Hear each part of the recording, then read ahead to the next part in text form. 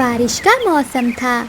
چڑیا اور اس کی بیٹی اپنے گھر میں سموسے بنا رہی تھیں۔ گڑیا بیٹی، کیا آپ نے سموسوں کے لیے آٹا گوندھ لیا ہے؟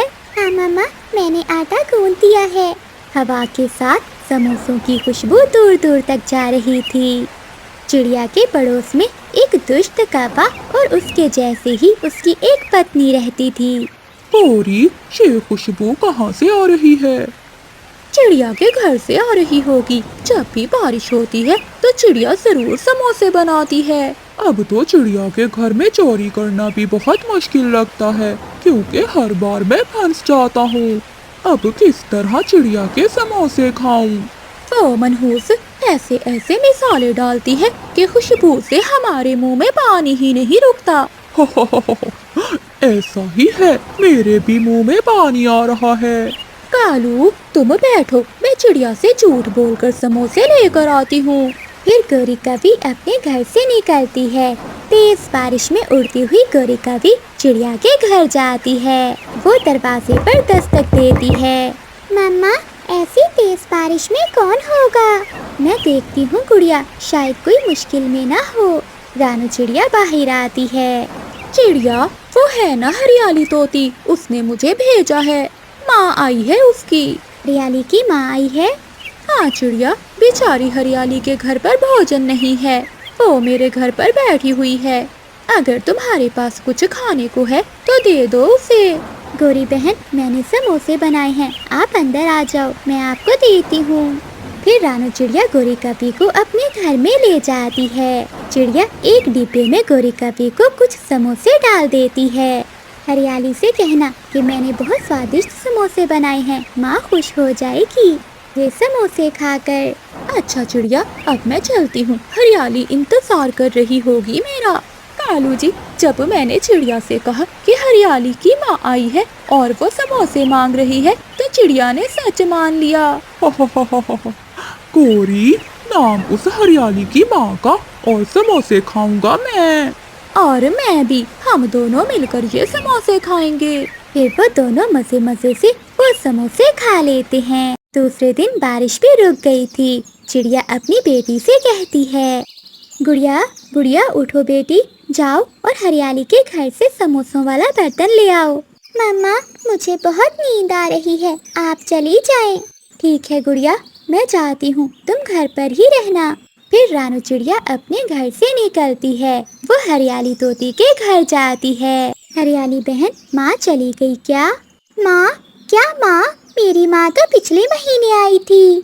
کیا؟ تو رات میں گوری کو تم نے نہیں بھیجا تھا سموسے لینے؟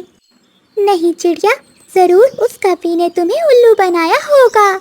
میں تو اپنا خالی برتن لینے آئی تھی، بہت جھوٹی ہے وہ کالی کپی۔ پھر رانو چڑیا گوری کپی کے گھر جاتی ہے۔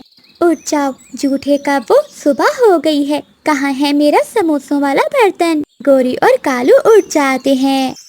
کیا چڑیا، وہ برتن تو ہریالی کے گھر میں ہے، تم جاؤ، میں لے کر تمہیں دے جاؤں گی۔ میں ہریالی کے گھر سے ہی آئی ہوں، جھوٹی کبھی، اس نے مجھے سب بتا دیا ہے، مجھے میرا برتن دو، اب میرا سمے ضائع نہ کرو۔ پھر رانو چڑیا اپنا برتن لے کر گھر چلی جاتی ہے۔ گوری، پکڑے گئے، اگر تم رات میں ہی برتن واپس کر آتی تو ہم پکڑے نہ جاتے۔ رات کو بارش میں سموسے بھی میں لے کر آئی اور برتن بھی میں دینے جاتی۔ تم پیدا ہی کھانے کے لیے ہوئے ہو، کچھ کام نہ کرنا۔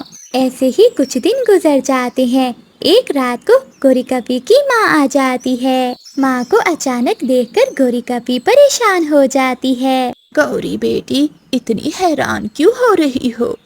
کچھ نہیں ماں جی، آپ بیٹھیں، میں آپ کے کھانے کے لیے کچھ لے کر آتی ہوں۔ ہاں بیٹی، بہت بھوک لگی ہے مجھے، جلدی سے لاؤ کچھ کھانے کے لیے۔ کالو، ماں آئی ہے، اس سمے کھانے کے لیے کچھ بھی نہیں ہے۔ گوری، جلدی سے جاؤ اور پڑوسیوں سے کچھ لے آؤ۔ ہاں، جب تک تم ماں کو باتوں میں لگائے رکھو۔ پھر گوری کبھی گھر سے نکلتی ہے۔ کالو بیٹا، یہ گوری کہاں چلی گئی؟ ساسو ماں جی، وہ آپ کے لیے مٹھائی لینے گئی ہے۔ ہریالی بہن، میری ماں آئی ہے اور گھر میں کچھ بھی کھانے کو نہیں ہے، پلیز مجھے کچھ دے دو۔ मैं चिड़िया नहीं हूँ जो तुम मुझे उल्लू बना दोगी। चल भाग यहाँ से। हरियाली, मेरी बहुत बेइज्जती होगी। मेरी बहन, कुछ दे दो। परंतु हरियाली गोरी कवि को घर से बाहर निकाल देती है। गोरी कवि चिड़िया के पास जाती है। चिड़िया, चिड़िया बहन, मेरी माँ आई है। तो फिर मैं क्या करूँ? कभी हरियाली की माँ आई है और कभी तुम्हारी माँ। चल भाग यहाँ से। झूठ बोलने के कारण कोई भी गोरी कवि पर विश्वास नहीं करता। अब सच में जब उस पर मुश्किल थी तो कोई भी उसकी मदद नहीं कर रहा था। इसलिए हमेशा सच बोलें, क्योंकि झूठों पर कोई भी विश्वास नहीं करता। आपका धन्यवाद।